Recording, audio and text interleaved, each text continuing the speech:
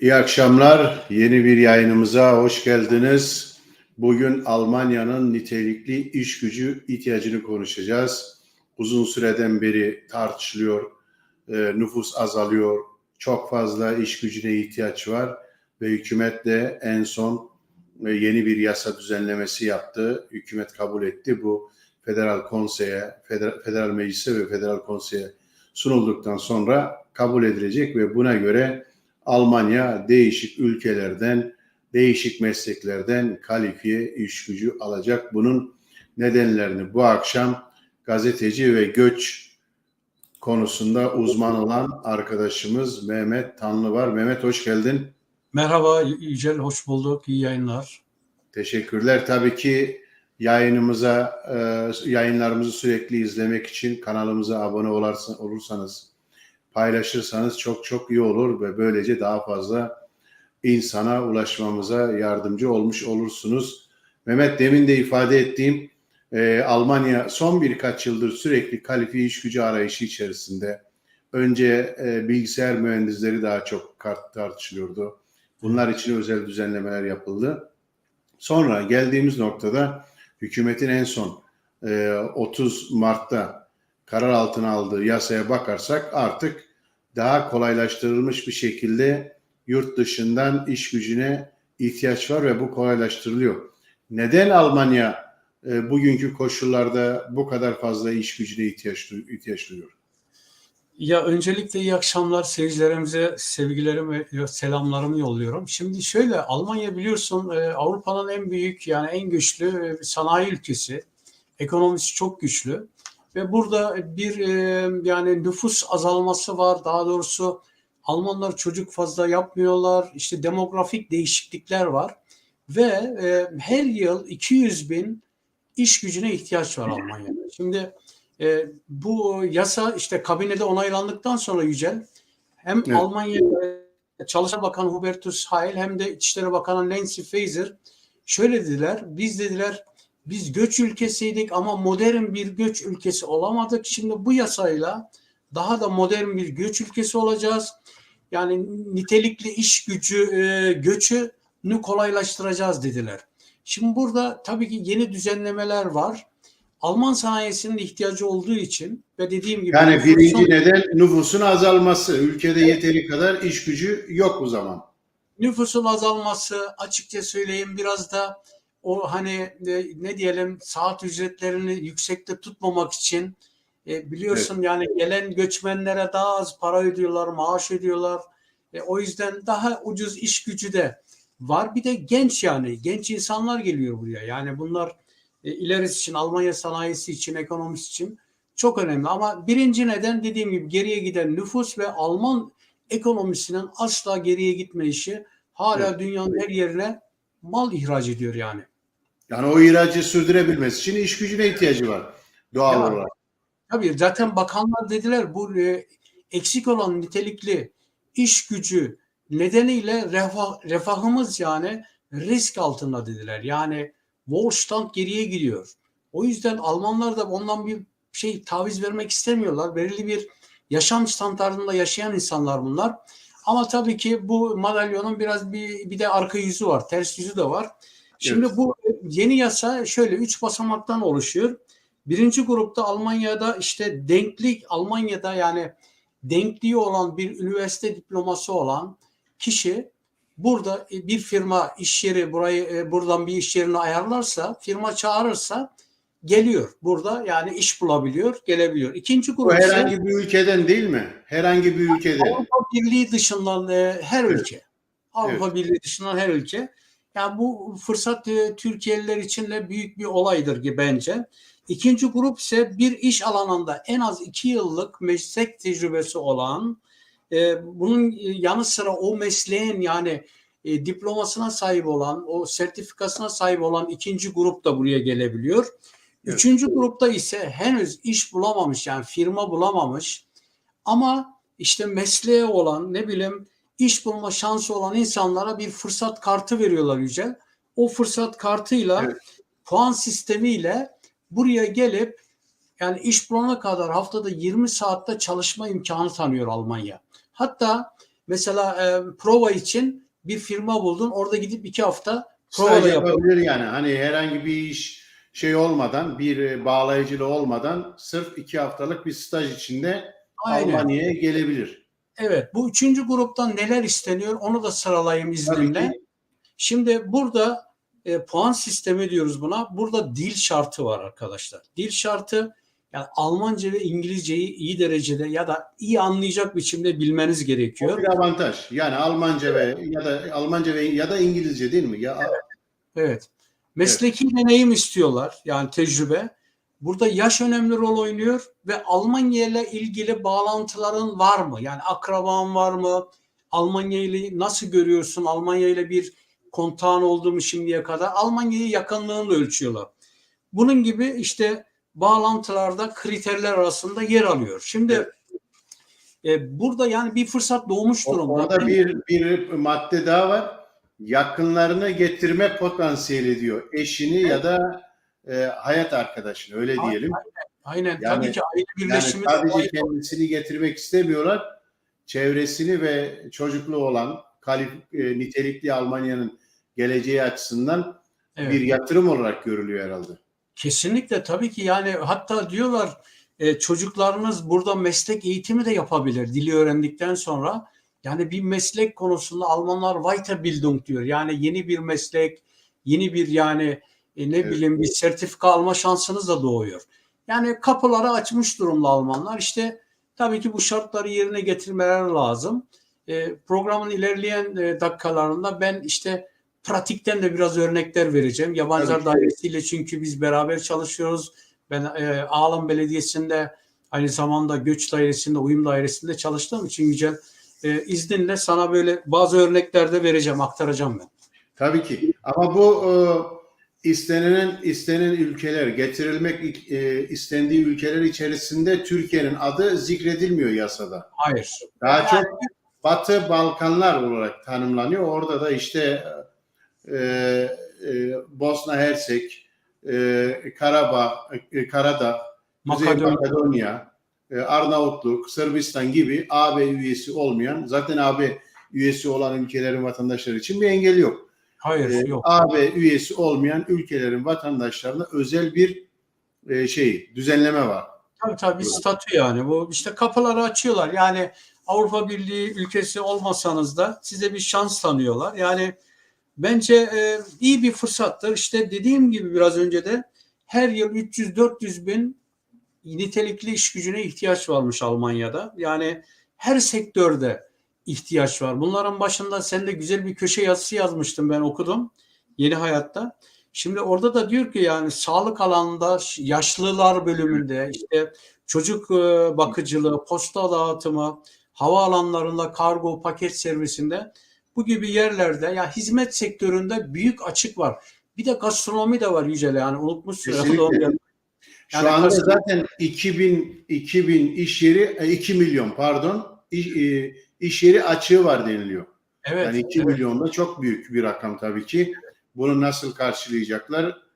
O sektörlerde özellikle korona döneminde de bir sürü Alman çalışan, yani sağlıkta özellikle çalışanlar çoğu o mesleğin tehlikeli olduğunu ve karşılığında ücret alamadığı için hemen istifayı basıp başka bir yere gitti. doğru. Yani büyük oralarda açıklar oluştu, personel açığı oluştu. İşte bunları Türkiye'den, Arnavutluk'tan, Balkanlardan ayarlamak istiyorlar. Yani bu yasa birçok aşamalardan geçti. Mesela 1-3-2020'de ilk çıkmıştı bu yasa, biliyorsun. Ama Evet. yani bürokrasiye takıldı, insanlar gelemediler, çok zorluk çektiler. O yüzden istedikleri verimi elde etmediler. Yani iş gücünü buraya çekemedi Almanya. Daha önce de Hindistan'dan bilgisayar şeyleri getirdiler, programcıları filan. Orada da bir ırkçı bir söylemler oluştu, biliyorsun. In der Stadt Kinder diye, değil Evet. mi? Öyle bir şey söylediler yani. Evet, evet. Yani Hindistanlılar Hindistan yerine çocuklar. Çocuklarımıza çocuk yatırım yapıyor. yapalım da bunlar bilgisayar mühendisi olsun. Evet, Evet. Yani tabii ki yani bu bir perspektiftir ama yani buraya geldiğiniz zaman bütün işler, sorunlar da halledilmiyor. Burada da yeni bir yaşam, yeni bir kültür, ne bileyim işte ev bulmanız lazım, ortama uymanız lazım, dili öğrenmeniz lazım. Birçok zorluklar var ama Türkiye'nin şu anda yaşadığı o zor koşullardan dolayı açıkça söyleyeyim şartları yerine getiren insanlar hepsi bu fırsattan yararlanacaktır diye düşünüyorum ben. Çünkü Ama insanlar çaresiz. geçen sene hatırlarsın sen de yazın havaalanlarında büyük sorunlar yaşandı. Özellikle valiz yükleme bölümünde Evet. Düsseldorf'tan tutalım Frankfurt'a kadar. Sonra dediler ki işte Türkiye'den 2000-3000 valizleri uçaklara bindiren indiren kişileri alalım diye. Evet. Türkiye'den başvuran insan sayısı azdı. Hem ücret hem konaklama tabii ki önemli bir neden ve kimse gelmedi aşağı yukarı. Sanırım sendikacı arkadaşla görüşme yapmıştım. Bir kişi başvuru yapmış dedi. Doğrudur. Bir de bazı insanlar mesela aracılara para kaptırdılar, aracı firmalara gelmek için. Mesela ben bundan işte 4-5 ay önce tesadüfen öğrendim. Bize bir yazı geldi. Alman postanesi Deutsche Post işçi arıyor diye. Krefeld, Mönchengladbach tarafında, Düsseldorf tarafında. İşte o işe alan kişilerle ben kontağa geçtim. Çünkü bana çok müracaatlar vardı. Dedim ben de yönlendiririm o insanları. Gitsinler orada iş alsınlar falan. Türkiye'den 90 kişinin için müracaat yapıldı. Müracaatı evet. Aracı firmalara yaptılar. 15.000 Türk lirası verdiler ve şimdi Almanya tarafı mı bu 15.000'i yoksa gelmek isteyen? Türkiye'den gelmek isteyen 15'er bin lira para yatırdı Ankara'daki bir firmaya, aracı firmaya. Onlar işte takip edeceklerdi filan. Bu arada işte yığılma oluyor. Bazı insanlar o ilk 90 kişiye giremeyince Türklerden evet. O işin başındaki kadını şikayet ediyorlar. Diyorlar ki şu şahıs ismini vermiyorum. Bizden para istedi. Para alanlardan şey yaptı. 90 kişilik kadroyu oluşturdu. Halbuki öyle bir şey yok. İntikam almak için. Ve o 90 kişi 15'er bin lira vermelerine rağmen hala vize alamadılar Yücel. Tam 5 aydır bekliyorlar. Yani böyle şey kolay da değil yani bu işler. Bak Deutsche Post iyi niyet mektubu yollamasına rağmen eski devlet evet. kurumudur Deutsche Post. Yani yine de gelemedi o insanlar. Onlarla ben kontak içindeyim. Onu yani Almanya'nın elçilikleri özellikle o zaman engelliyor. Yani Alman elçiliği demiş ki bunu biz araştıracağız demiş ve evet. O işte işin başındaki Türkiye kökenli memurlu işten almışlar, geri plana çekmişler. Şimdi incelemede her şey. Zaten kılı kırk yarıyordu konsolosluklar. Yani evet. Bu engeller de var. Şimdi o insanları tabii bir depresyona itmeyelim, bunalıma itmeyelim de ama yani bunlar da var bu hayatın içerisinde. Pes etmesinler. Ben öyle diyorum. Önümüzdeki dönem o zaman demin ülkelerin isimlerini saydık ve yeni yasada da yer alıyor. Türkiye evet. Arka planda aslına bakarsan hani çok potansiyel olarak iş gücünün getirilmek istendiği ülke grubunda değil. Neden? Evet. Ya şöyle yani buradaki yani Türkiye'lilerin sayısı ortada. Sayısal olarak büyük bir çoğunluk var.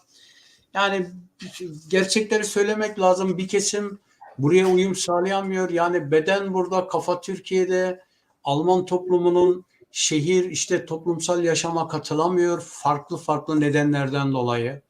Ve açıkça söyleyeyim öbür kültürleri daha yakın hissediyorlar diye düşünüyorum ben. Yani bir de onları Avrupa Birliği'ne hazırlıyorlar Yücel. Bak bunu da evet, zaten lazım. O ülkelerle Avrupa Birliği zirvesi yapıldı. Evet. Batı Balkanlar zirvesi yapıldı. Evet. Dediğin doğru. Yani nasıl olsa o ülkeler günün birinde evet. Avrupa Birliği üyesi olacak. Zaten Avrupa Birliği üyesi ülkelerin vatandaşlarına serbest dolaşım hakkı veriliyor. Dolayısıyla önümüzdeki dönemde bir problem olmaz da. Evet yani işte dediğim gibi 1.980.000 işçiye ihtiyaç olmuş 2022 yılında açık varmış. Bu açığı evet. Bir türlü dolduracak Almanlar. Bunun için de işte insanların yani pes etmeden bütün dilekçelerini, kağıtlarını vermeleri lazım. Türkiye'liler için diyorum. Şanslarını denemeleri lazım. Bence hiç yoktan iyidir diye düşünüyorum. Onu Türkiye'deki koşullardan yola çıkarak söylüyorsun.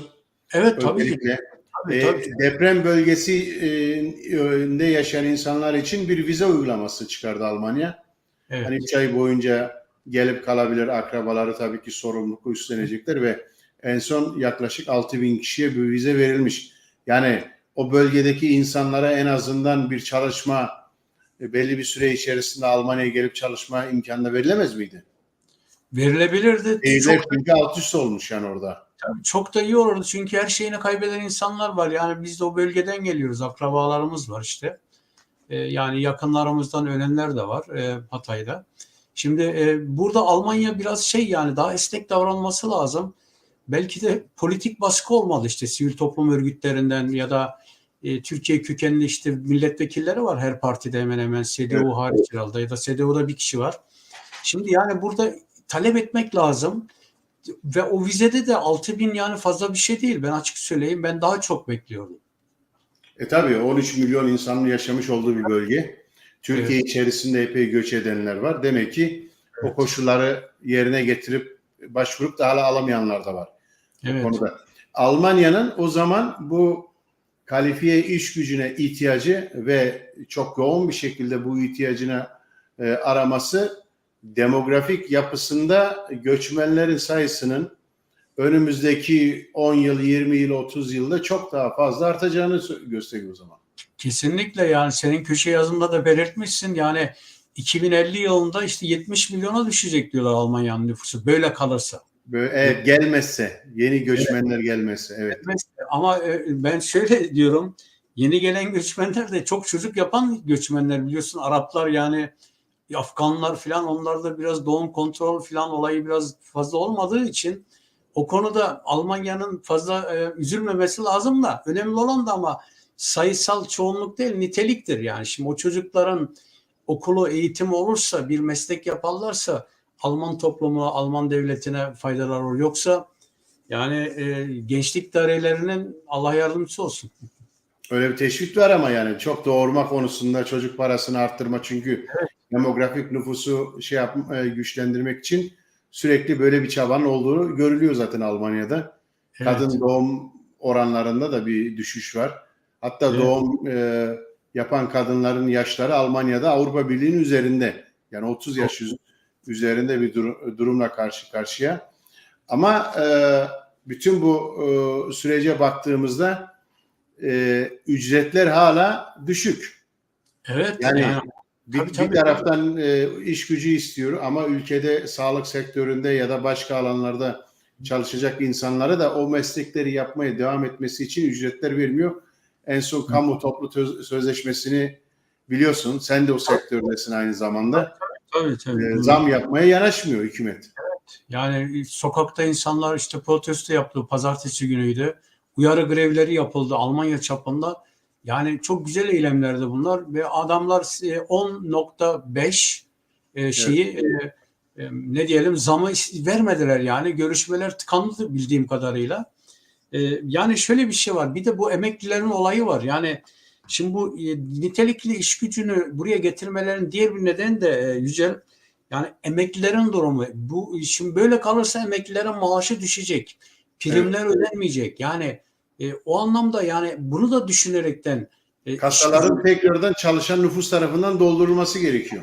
Aynen öyle ama işte neden işçilerin, emekçilerin üstüne yıkıyor bu devlet? Onu da yani iyi bir düşünmek lazım. Neden mesela zenginlik vergisi?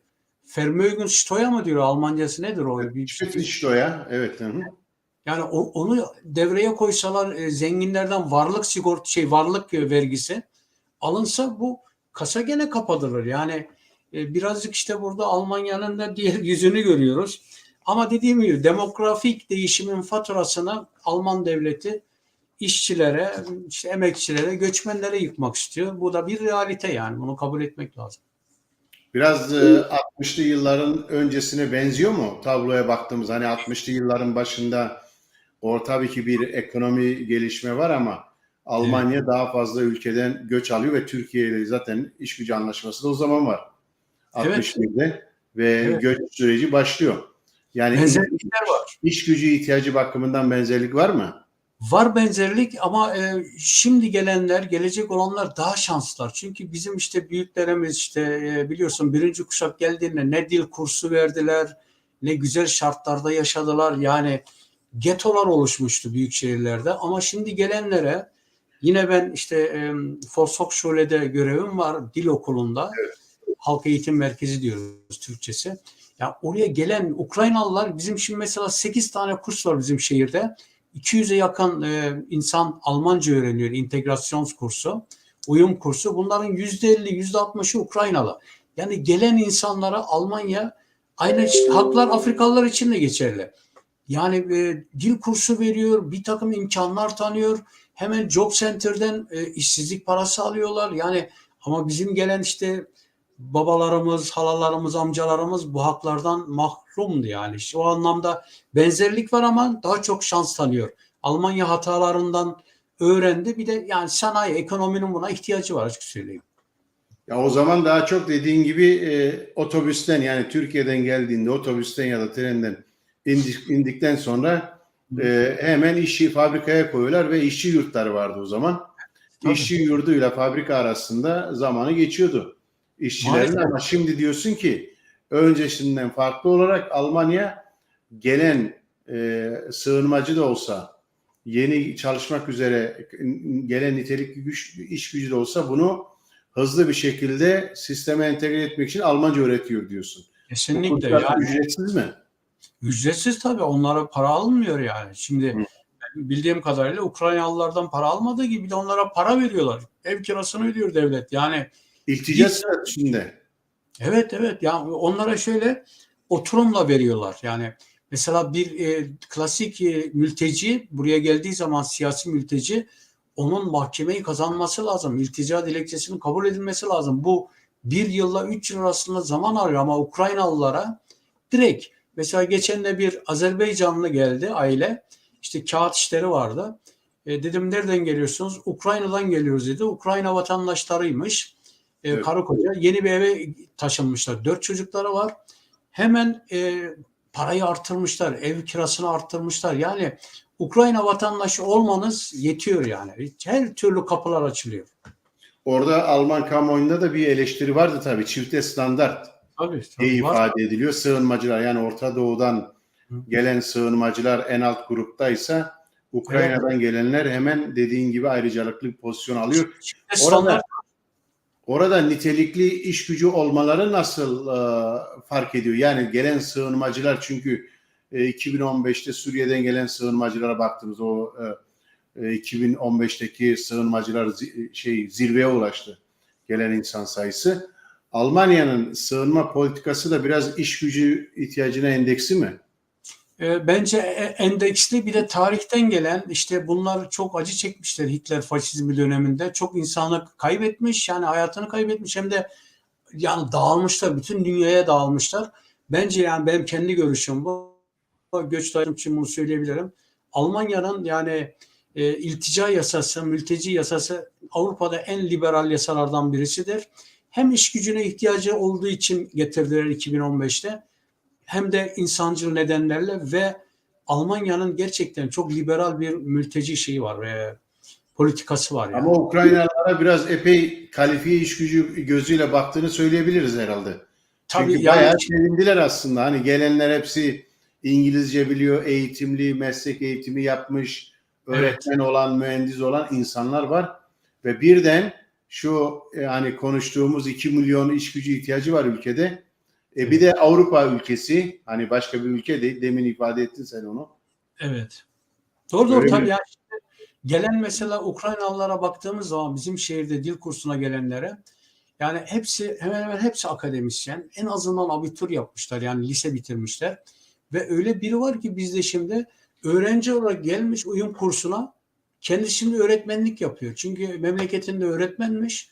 Kadın C1 sınavını da yapmış. Şimdi yani diğer Almanlar gibi ya da diğer öğretmenler gibi dil kursu veriyor. Yani çok hızlı uyum sağlıyorlar. Acaba biraz da toplumun onlara çok pozitif bakmasından mı, bu hoş geldin kültürünü daha hissettirmesinden mi kaynaklanıyor bilmiyorum. Yani çok iyi bakıyorlar, onlara çok iyi yaklaşımda bulunuyorlar.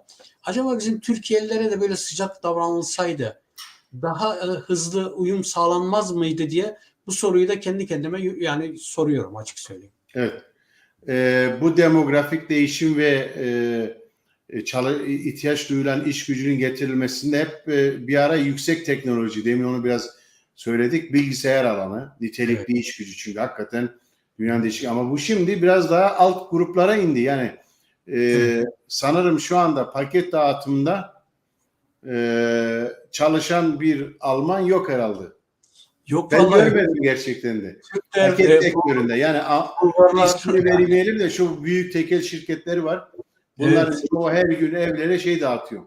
Paket vallahi dağıtıyor.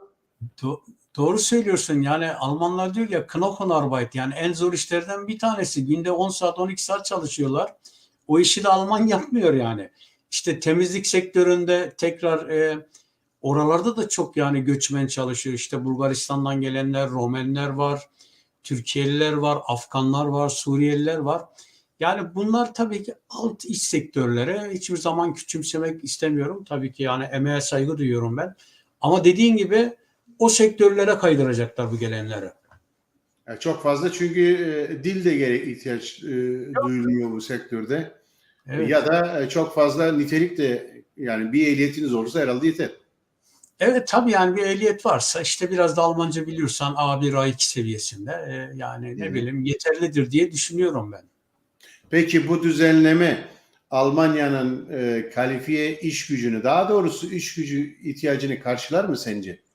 Uzun vadede karşılar. Almanlar biliyorsun yani bu organizasyonu çok iyi yapan ülkelerden bir tanesi. Bunlar hesaplamışlardır hepsini. Bence yani kısa vadede bu açık kesinlikle kapanmaz. Bir 10 yıl 20 yıl sürer bu. Belki de daha da kolaylaştıracaklar Yücel. Çünkü yani bürokrasiye takılma olayı var işte Bu, dediğim gibi. bu sona baktığımızda epey kolaylaştırma var gerçekten de. Mesela bilgisayar alanında gelmek isteyenlere neredeyse hiç engel yok yani. Hani bilgisayarı Evet, programcısıyım dese gelmesi gibi bir kolaylık var. Ama yine kesinlikle. de şöyle bir şey var Mehmet. Bertelsmann Vakfı bir araştırma yaptı mesela. Evet. Almanya cazip bir ülke değil. Hani Hı hı. kalifiye iş gücü açısından nereye gidiyor insanlar diye sormuşlar. E, Kanada. Kanada, Yeni Ya, Zelanda, ya. Amerika daha Hı, cazip. Yani Almanya o sıralamanın çok hı. gerisinde. Neden? Hani bu kadar ihtiyaç duyduğu halde.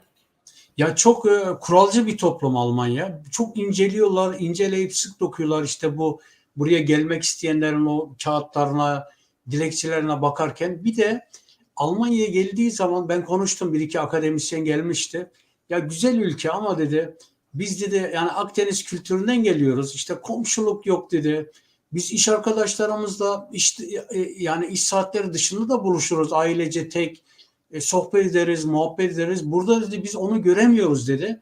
Buna bizim bir ayak uydurmamız lazım dedi. Yani bu insanlar arası ilişkiler de biraz burada önemli rol oynuyor diye düşünüyorum Kültür yani. yani. Hani gelinen ülkenin Evet e, iklim geldiği mesela. ülke ve gelinen ülkenin kültürleri herhalde o zaman Evet faktör. kesinlikle arada büyük fark olduğunu söylüyor. Bana gelen işte mühendis arkadaşlar var, ne bileyim bilgisayar programcıları var. Yani hepsi de büyük şehirlerden gelen insanlar. Ya diyorlar biz yani Almanya'yı farklı biliyorduk ya. İnsanlar arası ilişkiler çok soğuk diyor. Yani bizim diyor alışmamız gereken şey diyor. O yüzden herhalde Kanada, Amerika daha cazip geliyor. Ama işte Almanya'da mesela devamlı bunların İçişleri Bakanı geçen de Kanada'daydı. Özellikle bu göç üzerine toplantılar yapıldı, ikili toplantılar. Onlardan bir şeyler öğrenmeye çalışıyorlar. Mesela bu puanlama sistemini Kanada'dan aldılar Yücel. Evet. Kanada uyguluyor zaten yıllardır dediğin gibi model üzerine. Ücretlerin düşüklüğü de bir faktör mü acaba? Yani tam o diğer ülkelerdeki ücretleri ben en azından bilmiyorum, çok fazla incelemedim çünkü. Ya Ama orada biraz daha standart yüksek. yaşam standartları, gelenlere yaşam standartları sağlama konusunda mutlaka bir farklılık da vardır. O da rol oynuyor. Örneğin Almanya'da kira ücretleri çok yüksek. Büyük şehirlerde mesela Berlin, Hamburg, Münih, Köln. Ya orada şöyle bir 80 metrekare eve en azından 1000-1500 lira şey verirsin ya. 1500 euro kira verirsin. Bu da maaşın yani yarısını alır götürür. O yüzden o da önemli rol oynayabilir. Yani birçok faktör var. Dediğim gibi kuralcı oluşlara, iklim, insan arası ilişkilerin soğukluğu, iş yerindeki atmosfer rahatsız edici konular arasında ama yani gülü sevenle dikenine katlanması lazım açık söyleyeyim. Her güzelin bir Ama kusuru olur. ama ona rağmen de gelmek isteyen, Türkiye'den örnek diyelim, Milyonlar var. gelmek isteyen. Milyonlar. Evet tabii milyonlar var. Yani şimdi kapı açılsın, vize olmasın ya da vizeyi kolaylaştırsınlar. Ben iddia ediyorum en az 5 milyon insan gelir Türkiye'de. Ekonomi, siyasi hangi öncelik sence? Yani bugün ben çok böyle varlıklı insanlar tanıyorum. Akrabalarım da var aralarında. Ben parayı ne yapayım ki diyor. Ben diyor özgür değilim diyor. Can güvenliğim yok diyor. Bir konuda görüş belirtemiyorum diyor. Yani bir sosyal medyada paylaşım yüzünden insanlar hapse atıyorlar. İnsanlara dava açıyorlar. Ya özgürlük deyip geçmeyelim arkadaşlar. Yani bir gazeteciyseniz istediğiniz haberi yapamıyorsunuz. Geliyor adam senin televizyon kanalını kapatıyor. Rütük ceza veriyor. Yani senin internet sayfanı kapatıyor. İşte sizin eski televizyonunuz, Hayat Televizyonu ne oldu? Ya, Kapatır. Aynen. yani Yani bir ülkede özgürlüklerin olmaması oranın terk edilmesinin faktörlerinin bir tanesi.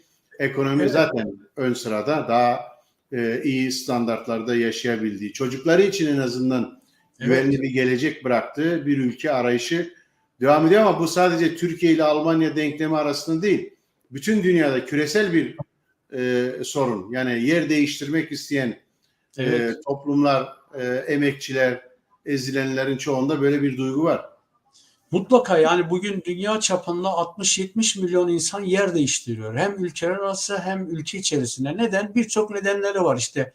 Biraz evvel sen de söyledin. Siyasi nedenler, ekonomik nedenler, inançsal boyutundan dolayı, doğal afetler, işte bir takım ne bileyim sel felaketi geliyor, kuraklık var, yani birçok neden var ve ben bunu da normal buluyorum. İnsan ya mutlu olduğu yerde yaşaması lazım. Yani özgürlüğün yani paha biçilemeyecek bir olay. Yani insanın bireysel özgürlüğü, inançsal özgürlüğü çok önemlidir. Ya insan kültürüyle, kimliğiyle vardır. Eğer sen kültürünü yaşayamıyorsan, dilini konuşamıyorsan, senin inancın aşağılanıyorsa o ülkede kalmanın bir anlamı yok yani, ben açık söyleyeyim. Ama göç kolay bir olay mı? Hayır. Ne yapacaksın ama başa gelen çekiliyor yani. Evet. Peki Mehmet, çok teşekkür ediyorum. Başka eklemek istediğin varsa Vallahi rica özellikle. ederim. Çok, çok teşekkür ederim beni davet ettiğin için Yücel. Şunu söyleyebilirim son olaraktan. Yani bizi izleyen arkadaşlar, seyirciler asla pes etmesinler. Özellikle akademisyenler, meslek sahibi olanlar kağıtlarını toplasınlar, dilekçelerini versinler ve her gün dil öğrensinler. Almanca B1 seviyesinde dil öğrenirlerse bütün kapılar, çok kapılar açılacaktır diye düşünüyorum. Çok teşekkürler. Öyle dedin ama bir kısım Avrupa'ya gelmiş çalışan ya da kanun hükmünde kararnameyle görevden edilen pek çok akademisyen Avrupa'ya geldi. Hatta doktorlar da var onlar. Evet. Bunların bir kısmı da şimdi gitmeye hazırlanıyor. Türkiye'ye mi gitmeye hazırlanıyor? Evet, seçimi bekleyip senin dediğin özgürlük ve demokrasi konusunda bir değişim olsun da Evet. bir geri dönüş yapalım diyen bir kesim de var. Tabii o kesimi de iyi anlıyorum, anlayışla karşılarım. Yani reentegrasyon, geri dönüş de bir önemli şeydir, karardır. Yani eğer Türkiye'de bir özgürlük olacaksa, demokratik bir Türkiye olacaksa kim dönmek istemez ki, açık söyleyeyim. Türkiye çok güzel, büyük bir ülke. Kültürüyle, iklimiyle, mutfağıyla, ama yani yönetim çok çok çok kötü. Yani öyle bir ülkede yaşamak risklidir diye düşünüyorum. 14 Mayıs'tan sonra güzel bir ortam olursa, bir demokrasi rüzgarı eserse, ben inanıyorum buradan gerçekten klasik bizim Türkiye'li göçmenlerden bile dönenler olacaktır Yücel. Bana inan. Yani uzun yıllardan beri Almanya'da yaşayan, Evet, işi olan, gücü olan insanlar da diyorsun dönerler böyle bir evet. demokratik bir ortam olursa. Kesinlikle ben öyle düşünüyorum. Çevremde de böyle düşünenler çok. Peki. Çok teşekkürler Mehmet. Rica ederim. Görüşmek üzere. Teşekkürler. Rica ederim. Evet sayın seyirciler, Mehmet Tanlı ile birlikte Almanya'da nitelikli iş gücü yasasının getirdiklerini ve hangi zorluklar olduğunu konuştuk. Daha sonraki programlarımızda görüşmek üzere. Hoşça kalın. Bu arada kanala abone olmayı, sosyal medya hesaplarınızda paylaşmayı da unutmayınız. Daha sonraki programlarımızda görüşmek üzere. Hoşça kalın.